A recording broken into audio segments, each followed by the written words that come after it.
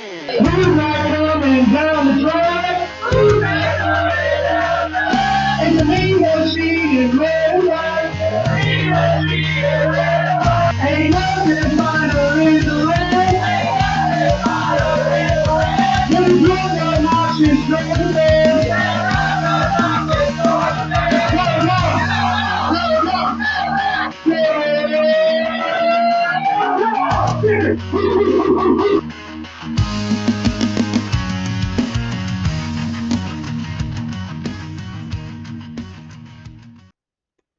What's up, y'all? This is John and Mike back for another episode of the Nothing Finer podcast.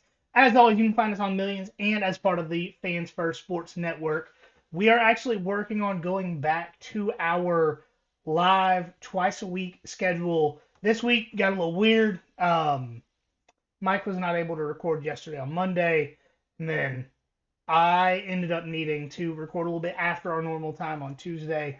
So we're going to try and get back to it. So you can go ahead and follow us on Millions. That'll help us get these interviews what you're trying to get because we, through Millions, can actually get some pretty crazy interviews with other people that are currently on Millions. And it helps the more people follow us on there.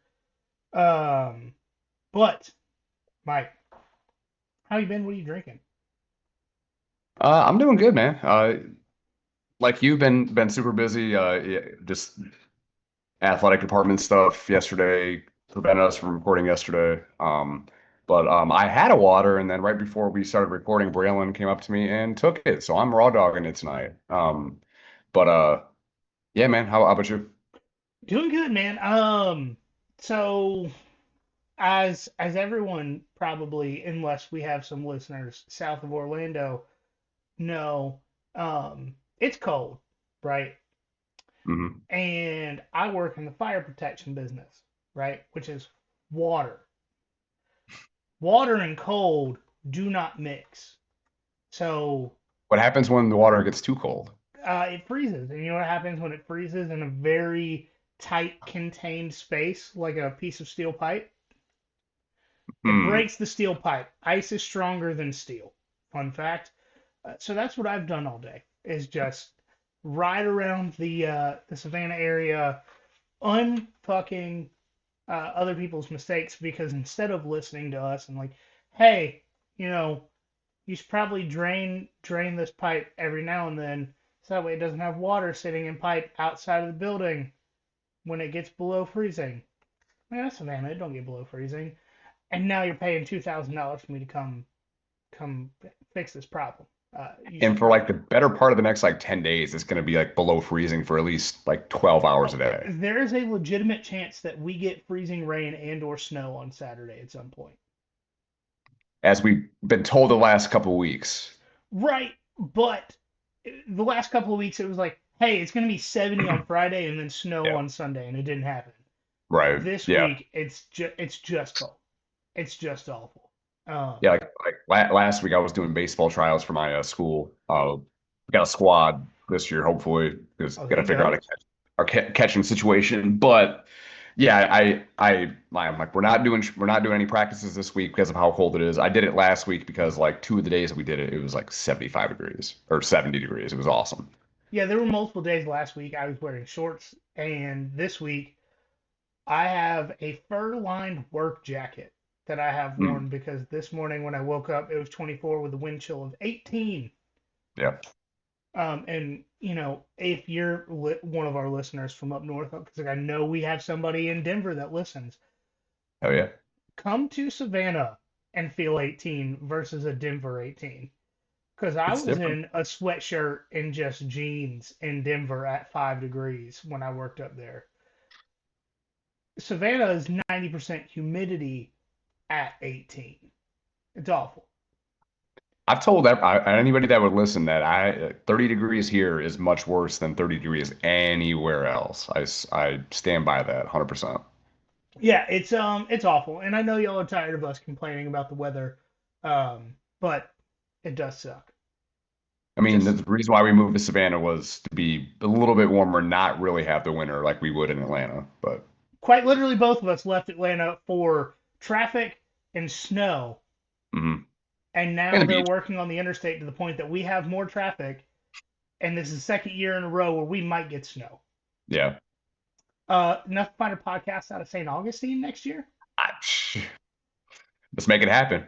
If win best podcast this year, win it next year in St. Augustine. Let's go. I will say Marcus and Kendra only live about 2 hours out. We could work it. Yeah. They do live in Gainesville, which is awful, but we can And that's a make it. hard sell. Yeah. I, from what I understand, the University of Florida is a phenomenal employer. So Yeah. From what everything you've said, it sounds great. It's just, yeah. Yeah. right, yeah. I will say the service at the Taco Bell at 3 a.m. on Uber Eats was great. Ordered food, got it to the hotel in 10 minutes. They know what Yeah, they're doing. yeah, absolutely. All right, so let's actually get into the purpose of the episode, which is notable additions and losses through the portal for Georgia's rivals. And then we're going to go into Georgia's portal additions and losses if we have time. And so for Georgia's rivals portal additions, we're talking about 2026 opponents in chronological order, except for Arkansas, because you can't do our boy Sam like that and expect to still get talked about on this podcast. Yeah. We hope we go winless next year. There's also a legitimate possibility they do. Hmm. So, Before you get into, there was like four SEC teams that didn't have a win against a FBS team with a winning record. I don't know if Arkansas probably was one of them. yeah, that's tough, but I would probably say Arkansas was. I know I think, Tennessee did not have a win against yeah, an FBS opponent with a winning record. I think it was Arkansas, Tennessee. South Carolina was one of them, and then Mississippi State sounds right. that's possibly No, because that they does beat sound right. Arizona State. They sure did. Yeah. Hmm. At that point, we have to look at Kentucky or Florida. Kentucky or Florida beat Texas. It's got to be Kentucky. Yeah. It's got to be Kentucky. Um, Anyway. yes. So I'm gonna get into it, and if any of these schools have like any notable additions as far as names or places, I've kind of went into that, but I've more just taken a broad approach. And for Oklahoma, probably the least exciting portal class of the group. The areas they struggled in for 2025 did not get any better by any provable means. They added a three-star running back, Lloyd Avant from Colorado State. That is the only running back they added to the class. They added some offensive linemen, including a guy from Arkansas's great offensive line, and great is absolutely in quotation marks there. Um, the highest rated defensive back Oklahoma added was from Valdosta State. And the thing about Oklahoma's class between 2025 and 2026, and why I am much less concerned about them going into this season than I was, and going into is probably a wild statement in January, but Oklahoma did not add any big names in positions of need. They didn't make a change at offense coordinator. They didn't make a change at quarterback. They didn't really add anybody to the defensive backfield. They did nothing to make themselves better, which is Maybe they're just hoping that they're healthier. I mean, the wide receiver room was healthier, but Mateer, I mean, he wasn't. I mean, after the first month of the season, he was. I mean, he was never the same the rest of the time. Part of that's obviously the teams they played and all that, but hopefully, they're. I guess they're probably banking on that. I don't know what they've lost in the draft or like if they have a net loss or gain in the portal, but maybe Skeletor doesn't know that there isn't a spring portal this year. so. I will say what the most concerning thing for Oklahoma fans should be. Um. All right. I don't know. I don't know how to say this except for but to say it out loud. They were the second worst team to make the playoff in rushing offense. The only team worse than them had consecutive games with negative rushing yards in Alabama. And they lost that team. Oklahoma was 113th, averaging 118.46 rushing yards per game. And if we go to versus conference opponents, let's just, out of curiosity, see how bad it was. I'm just going to name some teams that we all know were bad last year that were ahead of Oklahoma in rushing offense versus conference opponents. Colorado, Not good. Kentucky, Yee. Kent State, Can't sleep on the golden flashes. North Carolina, and Maryland. Yeah, it's not a murderer's row of teams by any means. Right, Not last year. right. So what Oklahoma probably would have done significantly better throughout the season with some sort of rushing attack, and they didn't do anything to make it better this year. And man, I don't care if you have 2019 Joe Burrow. If you can't run the ball, you're not going to do as much as you thought you were going to do. I mean, look at Alabama. I mean, I know they made the playoff and all that, but they got blown out of the water by Indiana, or really any team with that could do more than one thing. Yeah, no, I mean Georgia and Indiana held Alabama in check when it came to the rushing game. And so for Vanderbilt, we're going to go ahead and move on. Vanderbilt, similar position to Oklahoma, except for they didn't add any notable pass catchers and lost 7 pass catchers to the portal. That's not including multiple to the draft. They lost 7 just to the portal. Vanderbilt also is bringing in Jared Curtis as a day one starter, which is a huge gamble because he's never played in any sort of college game before. But they've got to be all in on Jared Curtis because 2 backup quarterbacks entered the portal and both went to play for Butch Jones at Arkansas State. How? How? That's incredible.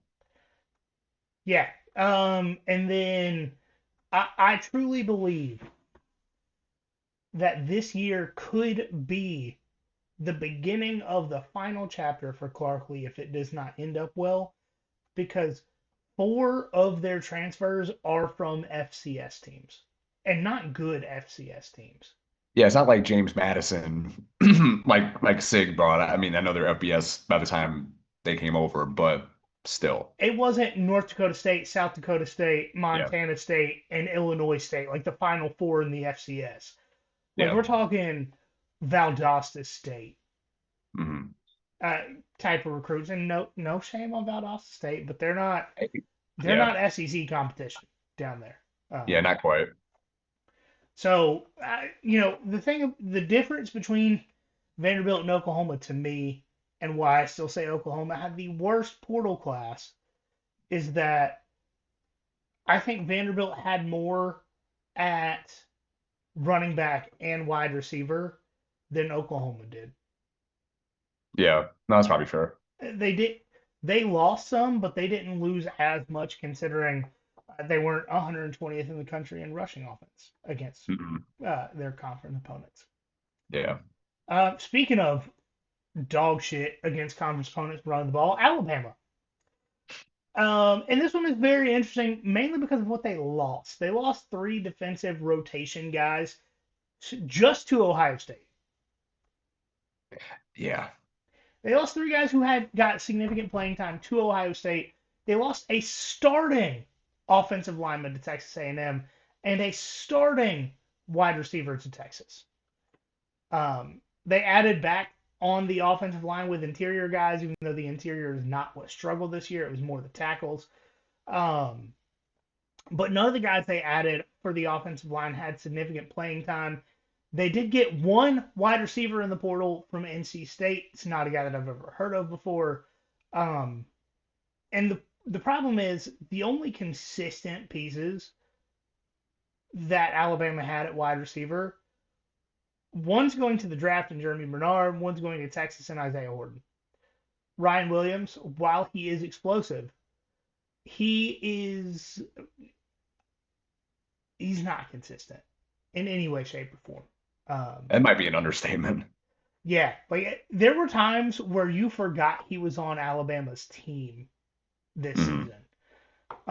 And then, Alabama added guys on the defensive front that didn't make impacts at lesser competition schools. Like their biggest transfer on the defensive side of the ball was an edge rusher from South Carolina that it didn't matter how many South Carolina games I'd watched this season. I don't know who this guy is. And I think this class, just like in the Vanderbilt class, I think this how this class shakes out determines Ryan Grubb's future. And if I think it's one of those things where if this season does not go well, does not improve on the rushing game, which they didn't improve through the portal whatsoever, they actually got worse at the end of the season because of the guys they lost. But if the rushing game doesn't get better and the offensive line doesn't get better, I don't think it matters what they do short of winning the national championship. Ryan Grubb is gone. Yeah, it's got to be. I mean, look, as soon as he left Seattle, they went 14-3 and are going to the Super Bowl. To be fair, it was Ryan Grubb and Geno Smith. Yeah, yeah, that's fair. Yeah. So, you know, but I do think that what this class shakes out to be, 2026 class between portal and high school, is really what determines Ryan Grubb's job and potentially Kalen DeBoer's. Because making it to the playoffs is cool. Getting embarrassed by Indiana makes any seat in the country a little hotter. And by And then any you're just, seat, like Dan Lanning's seat got warmer because of that game. mm-hmm. So, And Alabama being a feeder school to Ohio State doesn't help either. I mean, consistently getting beat out, like you guys are developing. It's like, oh, Ohio State wants to pay for a couple edge rushers. Let's go on down to Tuscaloosa. Kalen Moore can't do anything about Ohio State paying for some edging is not surprising. it, as they do.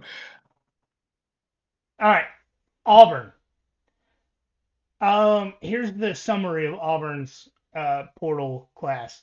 They took all the good players from USF and lost the guys who were mad that they fired a bum coach. Well, those USF guys did beat Florida. They did. How many SEC teams did Florida beat? What, two, I think they three? beat three. Yeah, You got to remember they did beat Texas, who, according to they did ESPN, should have won the national championship last year.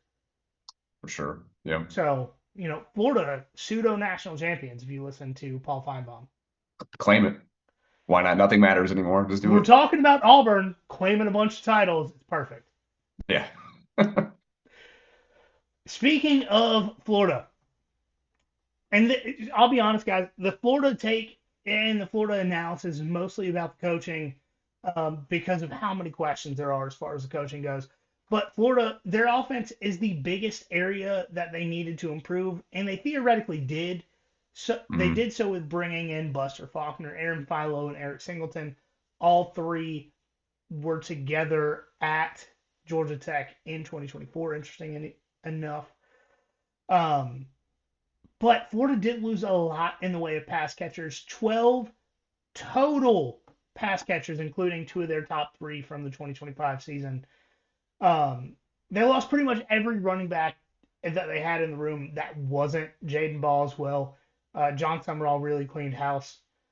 I, I I still have so many questions on if John Summerall can coach at the level needed to bring Florida back to the prominence that they think they deserve. And by that I mean exclusively what they saw from the 90s to the mid 2000s. And that's it in their entire I was say for existence. like 15 years of the 130 or 40 years Florida's been playing football. They want to get back to that. Yes. Because they're at right now what they've traditionally been outside of that time period that you talked about. Yeah. And I will say Buster Faulkner has a lot of work to do to get that offense to scoring 40 plus points per game like the fans want. And John Summerall and how the Brad White hire at defensive coordinator works out is going to be a very interesting aspect of it as well. And I say that because getting a Kentucky defense bought in is a lot different than a Florida defense. And I say that because of the type of players you get at Kentucky versus Florida.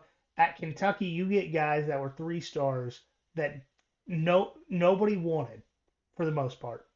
Yeah, like Mac guys. And you turn those guys into somebody who will be on the field for 60 minutes and just want to cause pain. At Florida, you get the type of guys who are chasing $2 to $4 million a year and want to put up NFL highlight film or will punch a player on the sideline, Brenton Cox. And that's it. That's all you get. Like so changing the type of player and the mentality of the players at Florida, I think is a lot bigger of an issue than the portal class they get. The portal class they lost is huge. I I don't care who you are across the country, losing 12 pass catchers and 5 running backs is significant. Yeah, like all your skill players on offense, you're starting brand new, Oh, regardless of how and they performed last year. what, 8 months ago, DJ Lagway was the savior of all of football, Hmm. and now he's a bum that's going to Baylor. So, Who seemingly really doesn't want to go to Baylor. I'm surprised that because he really, I mean, it took him forever to actually sign after it was even reported he was going there. yeah, I think part of it is I think Lane did very much Lane Kiffin things and kind of strung him along. I'm like, no, man, like I'm not even talking to Sam Levitt. Like, what Yeah, do you do? What do you do? Quit listening to your friends. Lane Kiffin's the gaslighting boyfriend that's definitely cheating on you, but doesn't want you to know he's cheating on you until it's like Facebook or Instagram official that he's dating somebody else. yeah. Hmm. And that's what Lane Kiffin did with multiple quarterbacks and DJ Lagway. Notably not a housewife. Lane Kiffin is definitely not a housewife. He is a wife. Um, and I think I think he's the kind of wife that says he's in an open relationship and is definitely not. In his mind, he is, but it's not mutual. Yeah. Right. It's one of those things where he's like, "Oh no, we're definitely part of the lifestyle," and husband's like, "What? What lifestyle are you talking about?" Speaking of the wife, Ole Miss. Coaching and portal class pissing match with LSU. One Mhm. sentence, just absolute statement. Allegedly, Lane Kiffin still had a contact within the building that spread around the salaries of new portal guys to current players that stuck around and led every single one of those guys that was getting paid less than a new portal guy to leave. All of those new guys, or all those old portal guys, then transferred to LSU. Shocker, right? Mhm. Um, Pete Golding getting called out for tampering is wild considering that's a guy that turned him in, then took him up on the second offer. This guy, and I don't remember, Luke Yeah. Pirelli, something like that. I don't know, Italian. Um, Anyways, this guy transferred from Cal to Clemson. He's in class at Clemson one day. Pete Golding sends him a text, says 1 year, 1 million. What do you think? Hey, coach, I'm turning you in. 2 years, 2 million, or 1 year, 2 million. I'm in the portal.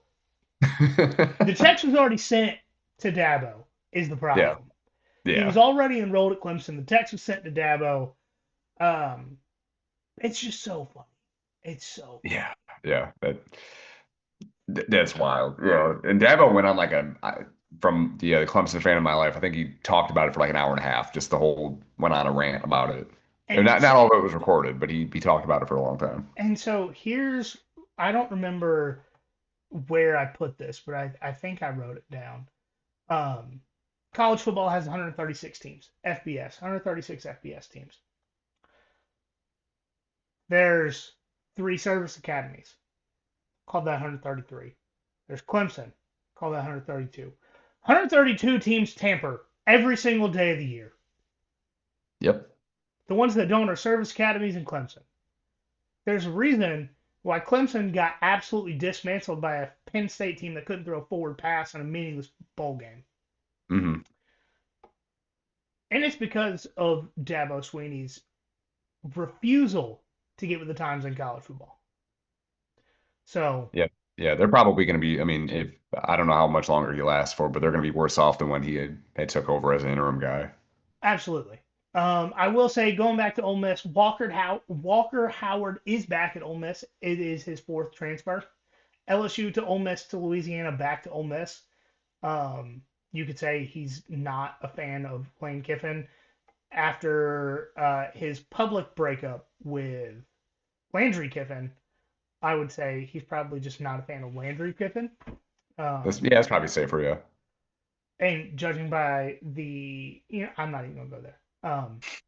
Janelle Aguero left Athens to go to Oxford. I do think that the Janelle Aguero transfer has a lot more to do with Rayshawn Dinkins playing better than him Hmm. once Janelle got hurt later in the season. Brought in Rayshawn Dinkins around the Texas game, um, and the secondary got significantly better up until the end of the season, up until the Ole Miss game. But I think Janelle transferred because he was getting this like his junior season. He didn't have a guaranteed roster spot. He didn't have a guaranteed start. Can't blame him for that. Like, am I disappointed? Sure. Sure. Yeah. He was a Um, highly, he played a lot for Georgia. yeah. Deuce Knight, Auburn transfer, is going to Ole Miss. Interesting pickup, but Yeah. it's going to be very interesting to see what happens. I think he's Walker Howard 2.0 because Walker Howard had one start before he transferred to Ole Miss, never saw Mhm. playing time, and ended up leaving. Yeah. Deuce Knight, one start before he goes to Ole Miss. We will see how much playing time he gets in a room of, I believe, 5 quarterbacks with college experience. It's Yeah. tough. That's tough. Yeah. Um, I will say the Ole Miss defense got significantly better on the back end with all the talent they picked up. But a lot of the guys that transferred to Ole Miss went for starting spots and not competition. So it's interesting to see how all those guys fight against each other in that room. Yeah. If you're going as a guaranteed starter, we'll, kind of saw how it went at Florida State the last couple of years. These, I don't know if you want to necessarily call him a mercenary, but yeah, we'll see. And then we're going to Mizzou. And just so interesting how they attacked the portal this year because they lost a quarterback that they were really excited about, that we were really excited about seeing play in the SEC. Um, could not throw a forward pass. Bo Perbula just couldn't do it. He is the best running back to play quarterback that we've seen in a long time. Fair. Um, but as far as the Bo Perbula thing goes, I think it makes a lot of sense on why James Franklin loved Bo Perbula because fans can't get mad at James Franklin for not throwing passes if the quarterback is physically incapable of completing the passes. Like you just have to run the ball if your quarterback can't throw, right? Playing 40 chess. Absolutely. Yeah. For Mizzou, Caden Lee is a huge get for them at wide receiver. Who's throwing him the football? That's the question. Mizzou notably they were on their fourth string quarterback at some point this past season. And this year they did pick up Austin Simmons, noted first half denier. He just refuses to believe the first half exists of football games. And then Nick Evers, the 2025 backup quarterback from UConn. Uh, I don't know as far as the Mizzou quarterback situation goes. Austin Simmons didn't play great at Ole Miss, Lost except for out the to a one Fair State. drive he had against Georgia. Um, and and then so moving over to the defensive side of the ball for Mizzou, Mizzou did keep the same level of play on the defensive front, even losing with noted bag chaser Damon Wilson to Miami, because we know Miami will just pay whatever it takes to get a player there. They probably said they were going to pay whatever he owes to Georgia for Mm. signing a contract and 2 days later going back on that contract, because regardless of what these agents that don't have any sort of knowledge tell these kids, once you sign a contract, it is legally binding. There's some way to be enforceable, and I'm curious. Did Mizzou get in on the lawsuit against Damon Wilson? It depends on what they signed, what he signed from them, but I would say, judging by last year being his junior year, he probably signed a 1 year deal thinking Yeah. he was going to be, a first round draft pick, and which Georgia needed edge rushers last year. He could have been this year's Jalen Walker. Mm. He just wanted an extra like $100,000 and to go see some Comos naked. Man, I hope it's worth burning literally all the bridges in Athens. I don't can't remember who was Because talking about Miami it. is such a friendly bridge place. Right. Like Miami players, they retire and go, but oh wait, no, actually every notable Miami player over the last 20 years actually retired to the city they played in the pros instead Right. of where they played college. Hmm. Forgot. Um, Yeah. the biggest area that Mizzou had to improve on was offensive line and quarterback, and they had the guys to catch passes last year, just knowing to throw the ball. The biggest piece they got on the offensive line was from Mississippi State. I don't feel like I need to It's explain tough. that a whole lot more. If you watched any Mississippi State football last year, that says enough. What are we doing? Yeah, I don't know. South Carolina, speaking of what are we doing, my first Yeah. bullet is LOLOL.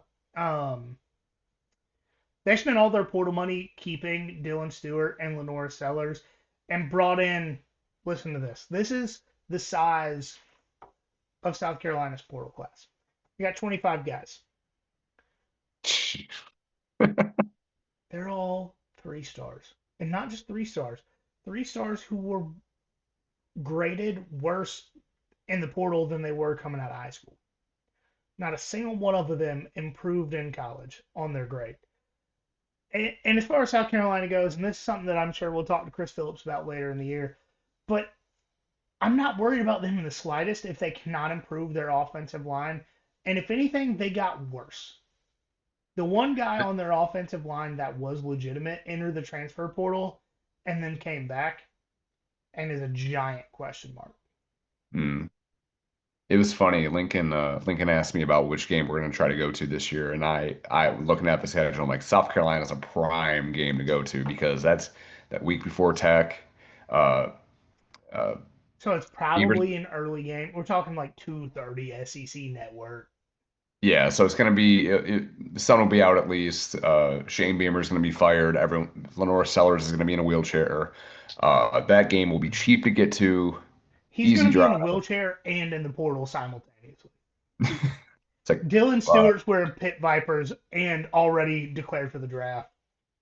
yeah, it is over. Like we can just walk into the stadium and they don't care that we're all Georgia decked out. But Hey guys, that's far right up. remember in like July when I said South Carolina was going to play Georgia in the SEC championship game? I would also like to know what drugs I was on. Just to be honest, I've not felt that kind of delusion since. I mean, we all were sipping the Kool-Aid 'cause, I mean, we there was a legitimate belief that maybe they could have gotten into the playoff in 2024 or yeah, 2024. But yeah, Yeah, yeah. I don't. If y'all know what I was on, please let me know. I need to get back on it. It was Was it that that sort of Michael Urban? delusion is needed. Yeah, you're probably on whatever Michael Urban was on, but just no, Hey, great Michael value, but Irvin it's said something he we wasn't can't. on nothing, and he said he hadn't touched nothing in 20 years. Come on now. I think Bevo puts out in the pen whatever Michael was just saying.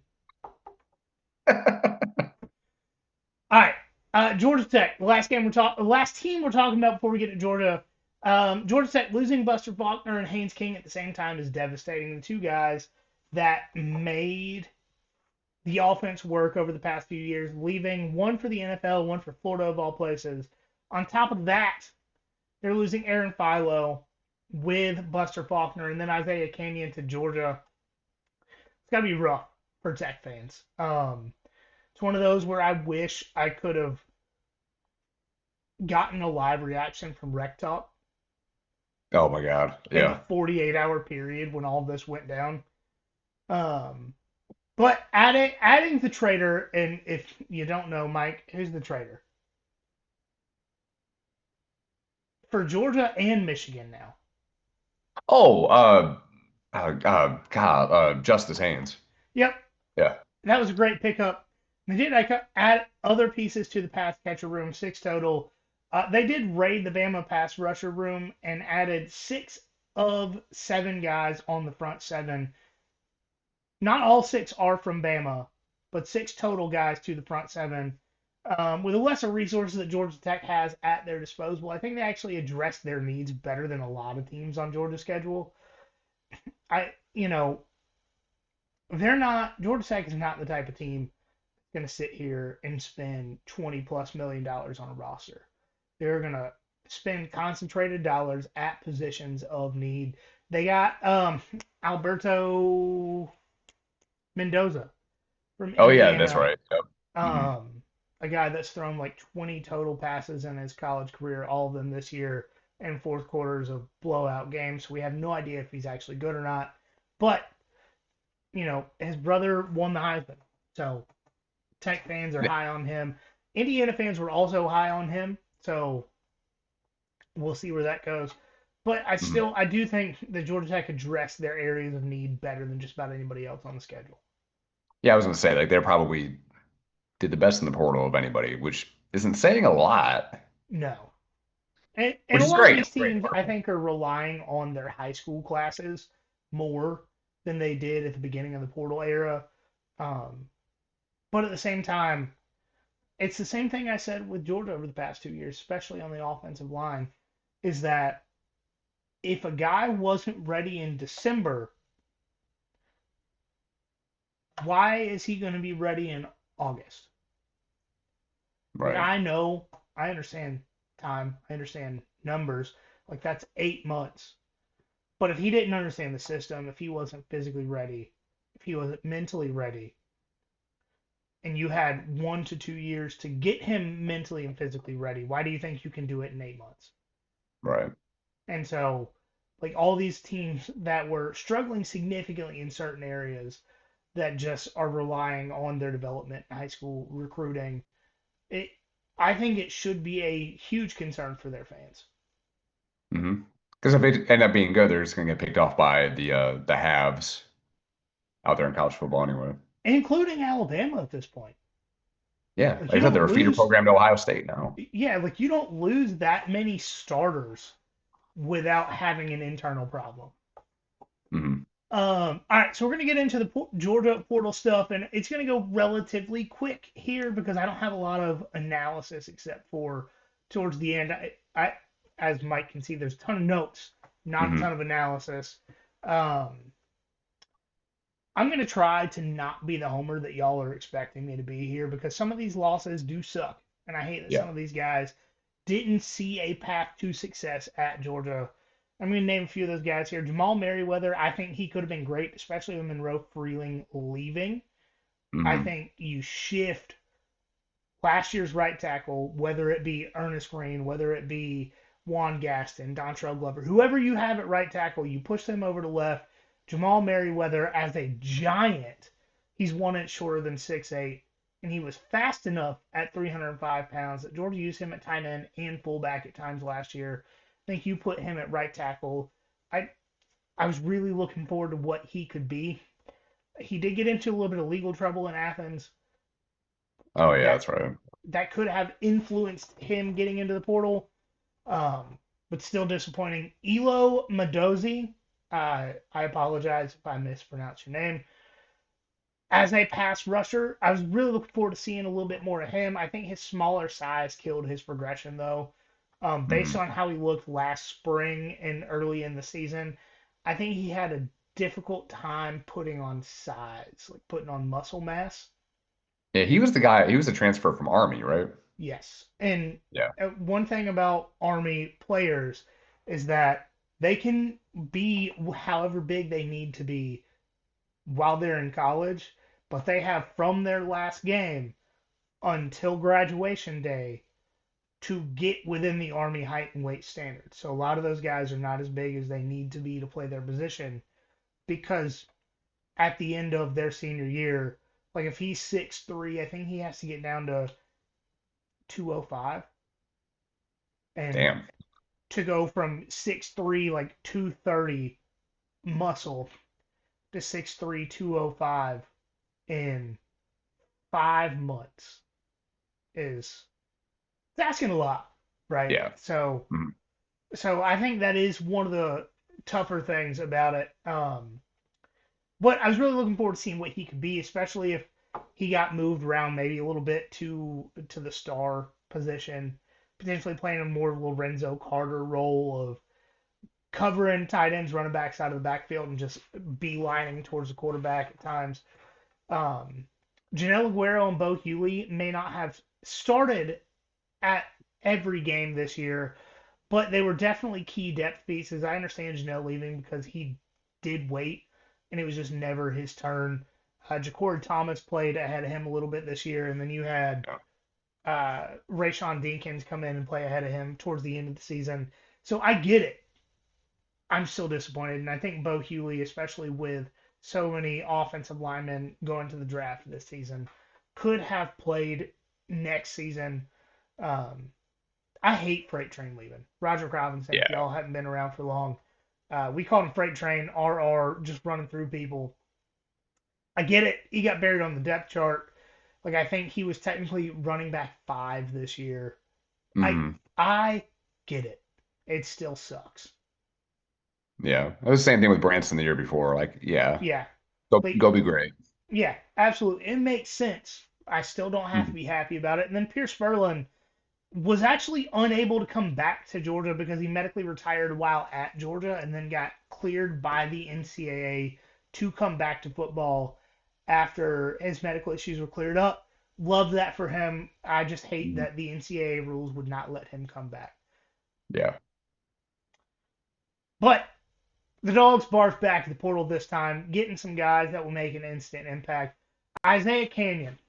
This guy is 6'4", 215, based on what I found online. Mhm. And I think that takes the role of Noah Thomas and Colby Young this season, the athletic 50-50 ball guy, deep threat red zone target. He's the guy that can body one of these 5'10", buck 90 defensive backs and just destroy any hopes and dreams this kid ever had. Mhm. Dante Dowdle from Kentucky. I think he'll fill the Josh McCray role of being Yeah. the bruiser, short yardage guy. Josh McCray, while he didn't get a ton of playing time, a ton of yards this season, if Josh McCray was not around for the Tennessee. Tennessee game, the Ole Miss game, he picked up a Mhm. couple of That crucial fourth short down, yardage yeah. situations. Mhm. Without Josh McCray, Georgia does not win the SEC last year. And I Yeah. think Josh Dowdle can be that, or Dante Dowdle can be that guy this year. Amario Williams from Auburn, and I was really excited about him as a pass rusher until I watched some of his highlights. I don't think that's a skill set that he necessarily naturally has. I think he's Mhm. one of those guys that will shore up the edge on the run and the quarterback scramble and get further into the backfield, a little bit deeper penetration. Let pause for the joke and allow the pass rushers to get home. Getting into the backfield, Khalil Barnes. He's not the Yeah. best cover safety. A lot of Clemson fans were actually excited for him to transfer. Don't understand that. This guy was a freshman All American. He was a sophomore All ACC guy. Is a team that has struggled as much as Clemson has. I don't understand that at all. But So the Clemson fan that I know, I asked him about Khalil Barnes, and he said that he was, yeah, like you said, he was great his freshman year. Obviously, he was a freshman All-American, but I guess he wasn't necessarily on board with the defensive changes they made for last season, and he kind of just fell out of favor. And I will say one of the problems is Clemson went from one of those teams who wanted their safeties to play downhill a lot. And if you don't know what that means, it's a guy that stands further back and rushes to the ball, right? So they're going to be Mhm. 15, 20 yards off the line of scrimmage. And as soon as the ball is caught, Khalil Barnes is just getting to that person with that intention as quick as possible. Mhm. But he's not KJ Bolden, right? Like very few people are. He's not Yeah. Malachi Starks. He's not KJ Bolden. He's not going to get with a tight end, a running back, a slot receiver, man on man, and be able to cover that guy. But I do think for all the trash that I talk about Georgia's secondary coaching staff, I think they understand the type of player that Khalil Barnes is and knows that he is going to be better in the star position than he will be as a true safety. And I think swap out Rayshon Dinkins and Khalil Barnes. Rayshon goes to safety, Khalil Barnes goes to star. That is a recipe for success as far as what Georgia has historically wanted out of those two positions. Yeah, the star was pretty hit or miss last year, so Right. Um, Gentry Williams. He's a guy that I could not find very much specific college tape or analysis about, but did find some high school stats. And to be okay. fair, he's been in college for a minute. It's not like this is his freshman or sophomore season, but in high school he played both offense and defense. He ran a 47.7 400, which for those of you that don't know, he ran a quarter of a mile, 47.7 seconds. It's pretty Yeah, fast. yeah. He ran 21.14 200 in track. To put that into perspective, Arian Smith in high school ran a 10.2 100. Dang. Dang. So, Yep. so this guy is he's fast. And as far as the Mhm. stats he put up at OU, he played a total of 30 games. He did have some injury issues. 30 solo tackles, 17 assisted, 4 interceptions.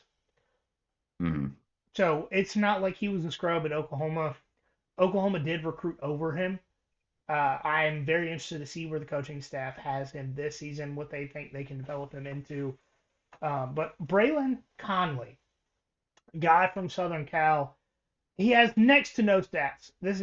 He was a freshman last year, transferred.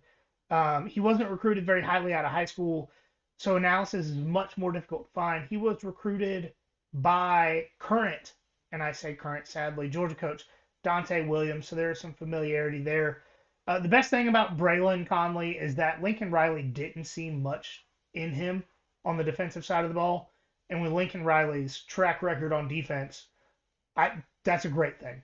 Yeah, Lincoln yeah, Riley, Stanford. yeah, if he doesn't like you on defense, you're probably pretty good. Yeah. We don't do that here. And then the guy that I have the most analysis about is Jamarly Riddle from Eastern Carolina.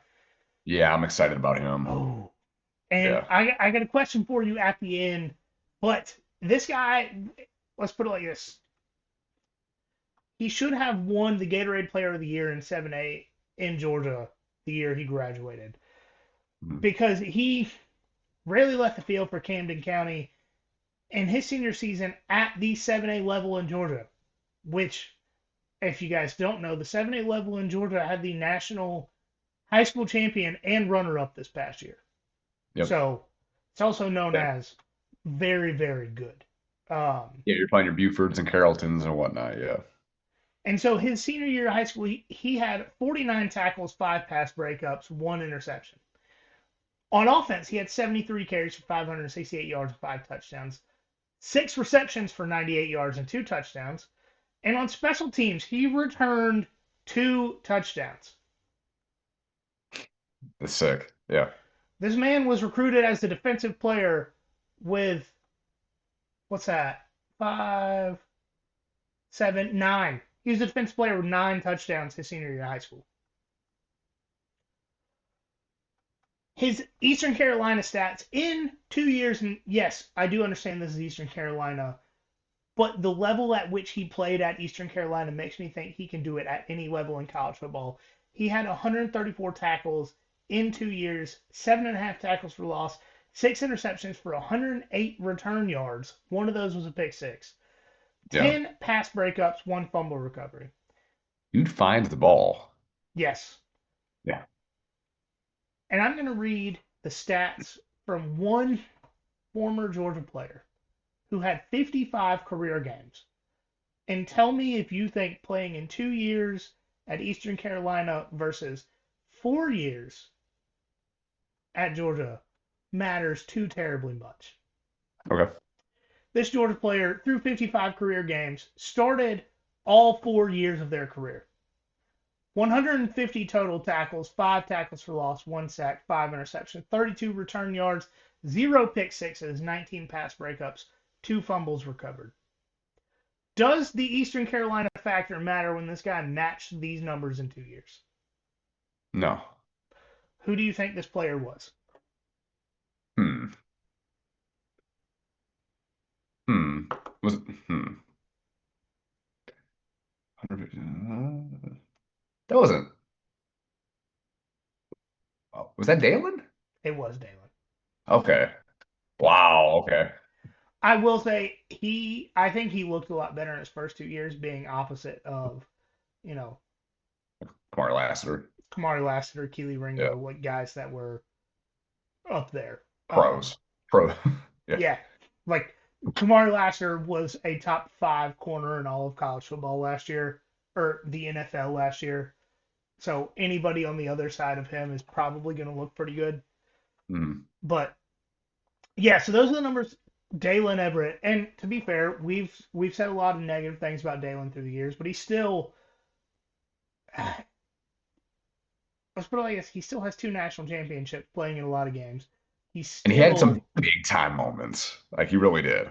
big time players make big time plays, and I think put in the right system. I think later in his career at Georgia, especially over the past 2 years, the system did not necessarily fit his play style, but with his amount of experience, Kirby was not going to leave him off of the field. So Right. And it paid off immensely. more times than didn't. Right. So for as much as we have said negatively about Dalen Everett, he still was a phenomenal 4 year player for Georgia. But this guy matched his numbers in 2 years.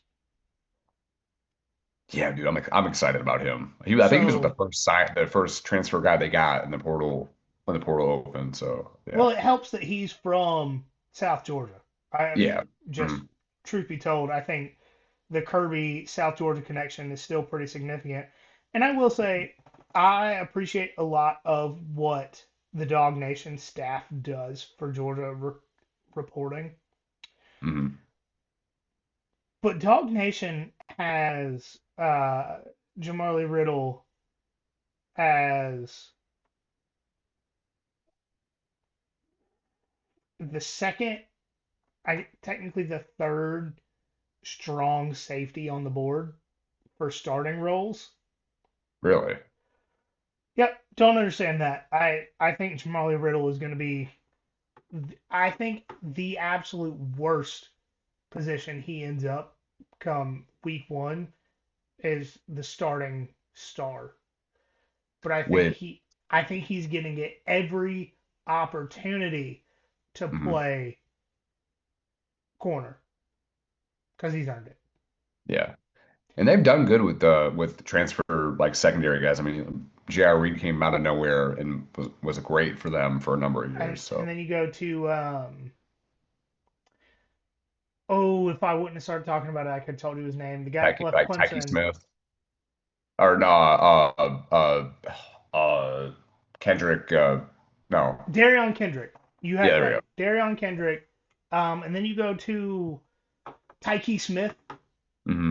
We're talking back to back to back transfer, defensive back, safety, star, corner. Doesn't matter. Kirby is always.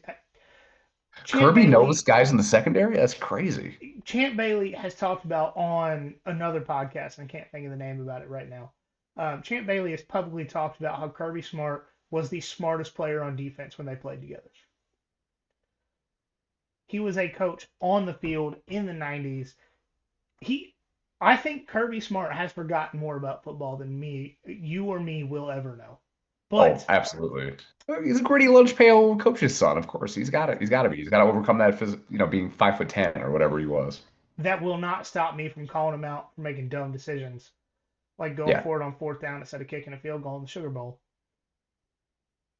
that was the one time where I mean, the whole game I was still confident, and then when that happened, I'm like, oh no, no, maybe not. Well, One time I gave up on him this year. that's actually something I plan on getting to within the next couple of weeks in the 2025 autopsy is what I'm calling it. Okay.